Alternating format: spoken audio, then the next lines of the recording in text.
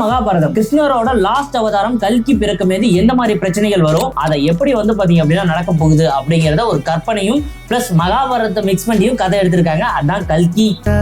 முக்கியமா இந்த படம் பார்க்கணும் அப்படின்னா மகாபாரதம் தெரிஞ்சவங்களுக்கு இந்த கதை உண்மையிலேயே அல்டிமேட்டா இருக்கும். சூப்பரா வாவ் இப்படி ஒரே வச்சிருக்கீங்களா அப்படிங்கிற அளவுக்கு தோணும். ஆனா மகாபாரதத்தை பத்தி தெரியாம போய் படம் பார்த்தீங்க அப்படின்னா ஃபர்ஸ்ட் ஹாஃப் இவ்வளவு போர் அடிக்குது, செகண்ட் ஹாஃப் ஓகே அப்படிங்கிற அளவுக்கு தான் தோணும். இதுக்காக நான் உட்காந்து ஒரு புக்கை ஃபுல்லா படிச்சுட்டு நான் போய் இந்த படத்தை பார்க்கணுமா அப்படின்னு கேட்டீங்க அப்படின்னா இந்த படத்தோட ஹீரோயினியோட பேர் பாத்தீங்க அப்படின்னா உருவாகிற விதமே நமக்கு அவ்வளோ ஒரு இன்ட்ரெஸ்டிங்கா இருக்கும் அந்த புக்கை படிச்சவங்களுக்கு. ஆனா புக்கை படிக்காதவங்களுக்கு அப்படிங்கிற மாதிரி தான் இருக்கும்.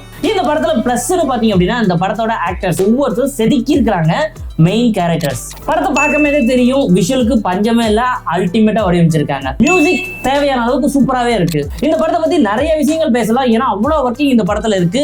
இந்த படம் உண்மையிலேயே நல்ல படம், ஃபேமிலியா போய் பார்க்கக்கூடிய படம். ஆனா சில விஷயங்களை தெரிஞ்சுட்டு போய் பாருங்க.